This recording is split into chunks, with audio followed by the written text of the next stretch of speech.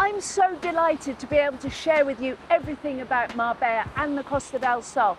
Today we're going to look at 10 things you have to know before making the move to live here.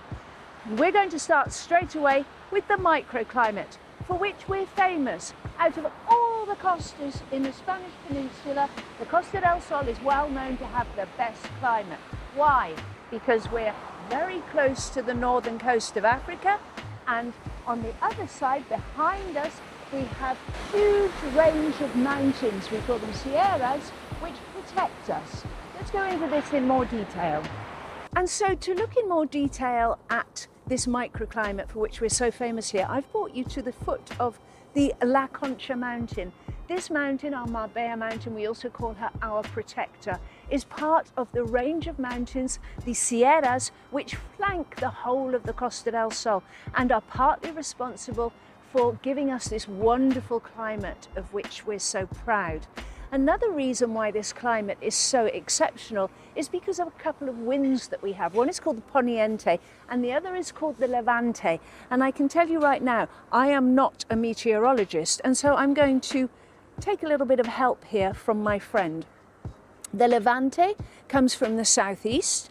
Its origins are in the Mediterranean Sea. It's hot, humid and powerful, and its impact is that it can be uncomfortable, especially in summer. It often stirs up the sea, making it rough, and can reduce visibility with dust or haze. It's very true that the best skies in the Costa del Sol are in the winter, when the light is really clear. The Poniente, on the other hand, comes from the southwest. It comes from the Atlantic Ocean. It's cooler, drier and more pleasant, generally creating calmer and smoother sea conditions, making it ideal for many water activities like swimming or relaxed surfing, paddleboarding, for example. As you can see, I'm not a meteorologist, but I am a real estate broker and I am an expert in the Marbella property market. So please do get in touch and I can help you with anything you need to know. So another point to remember when moving to this wonderful place, Marbella, the Costa del Sol, Spain as a whole, is that it moves painfully slowly. Do not expect the type of efficiency that you might be used to in whatever country you come from. Here in Spain, everything goes at the pace that the bureaucracy allows it, and of course that the Spanish holidays also allow it. Whether it be a judicial process, or is it a process of reclaiming money from a particular authority, or is it standing in a queue for a bank, Spain moves slowly. So this is what we call the hacienda, which is really a word for a garden in Spanish, but in this case this is not a garden, this is the tax office. This is something you have to be very smart about here in Spain. Be careful about doing your taxes correctly. Get yourself a good gestor, which is a tax assessor, an accountant of sorts. Because here in Spain, if you don't pay your taxes correctly, the hacienda has the authority to go into your bank account and take the money out. They can freeze your bank account. They can embargo you. Now, it could be taxes on a property, it could be taxes on income tax, it could be road tax. You have to be squeaky clean here in Spain with your taxes. The bureaucracy in Spain is built on offices like this. We can't go inside, we're not allowed to film. But it's a typical Spanish bureaucratic office.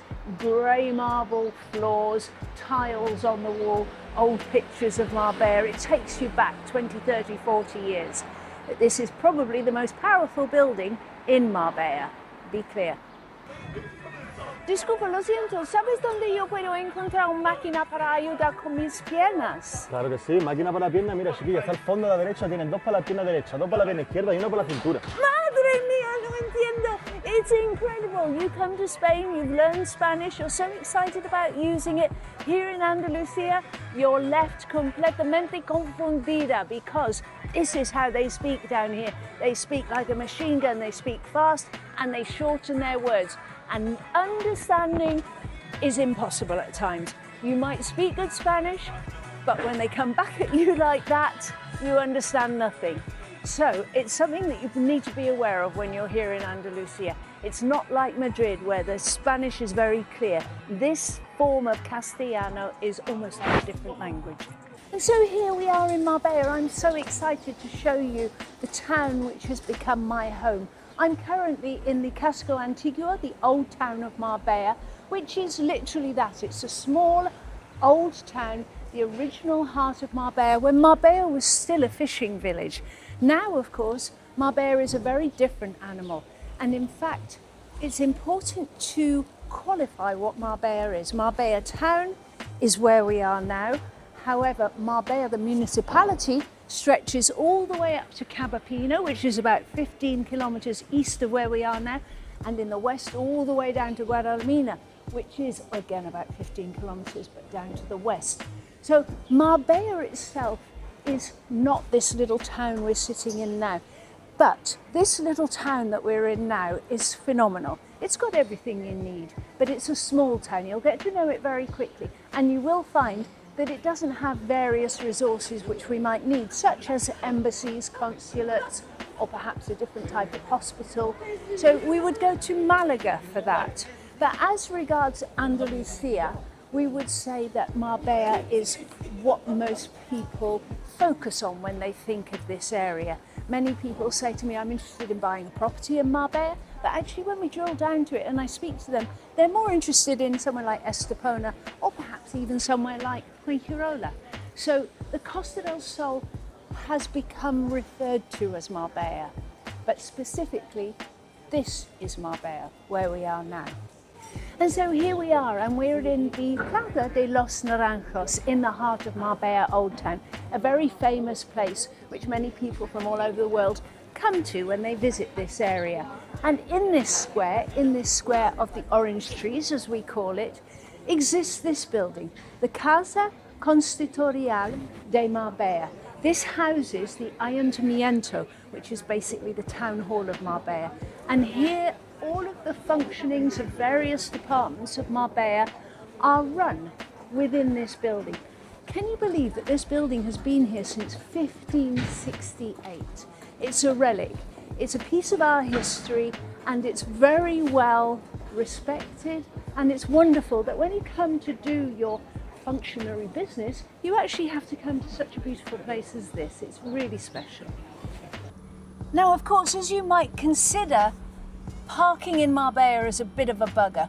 When you've got an old fishing village which has grown up into a town like this, there are lots of small streets, and many of the parkings are real conundrums. They're labyrinths that you have to go into. Don't take a nice car into them, because inevitably you're going to get scratched, or you'll scratch yourself. Parking in Marbella is difficult. If you can't find a place out on the street, which you usually can't, you have to come into one of these places, and they're tight. But it's worth it. Once you've parked, you get to walk through the old town, go down to the beach and enjoy this beautiful city. So the next point to bear in mind about Marbella and the Costa del Sol is that the whole coast is serviced by two main highways. One is called the A7, the other is called the AP7. The AP7 is a toll road, the A7 is the old coast road. But to go anywhere along the Costa del Sol between Malaga and Sotogrande, you need to go on one of those roads, which means that really you need a car. Now, of course, we do have public transport. I'm in the Marbella bus station. There are plenty of buses coming into Marbella, going out of Marbella, and of course connecting to go anywhere in Spain. But the point is that the trains, which does come from Malaga to Fuengirola, stops in Fuengirola. Any further west you want to go after Fuengirola, including Marbella, you can't go on a train. You either take the bus or you need a car. One way or another, transport ensures that you will have to be on those two main roads, that ribbon as I call it, along the Costa del Sol to go anywhere. You see, here's a great example. Algeciras, which is right down in Cadiz, Ronda, inland, Sevilla, of course the capital of Andalusia, La Linea, Cadiz. We've got lots of opportunity to take the bus and travel all around Andalusia. So I've brought you up here now just to illustrate how cold it really can be in Spain, despite all the beautiful sunshine that we have. But on a day like today, just look at that steel blue sky, look at the sea. You can tell that it's actually chilly today. So the coldest I've ever known it here can be about 7 or 8 degrees. We have had snow, but not here. Up on the top of La Concha mountain, very rare occurrence. But it's important to know when you live here that actually the weather can change literally from hour to hour during a day. You can start the day off feeling chilly like this, dressing yourself up with lots of warm coats, and then by the time the day rolls on, the sun warms up the earth and you start to feel the warmth coming, and eventually you start to shed your layers until by the afternoon you're sitting in the sunshine with a t-shirt on. And so one of the things that I found is that to be well prepared in this country, it's best to always carry different types of clothing, layers of clothing. So I drive around in my car, I have a number of different items of clothing, t-shirts, even a bikini in case I feel like going for a swim, a warm jacket, a cooler jacket, training shoes, smart shoes in case I go to an open house. You have to be prepared for every eventuality. But certainly on a day like this, when it feels really cold, within a couple of hours, I might find that the skies have cleared and actually it's very, very warm. And so it actually is really interesting, having come from that building site to now look at this, which is, if you like, the finished product, which is part of the Costa del Sol.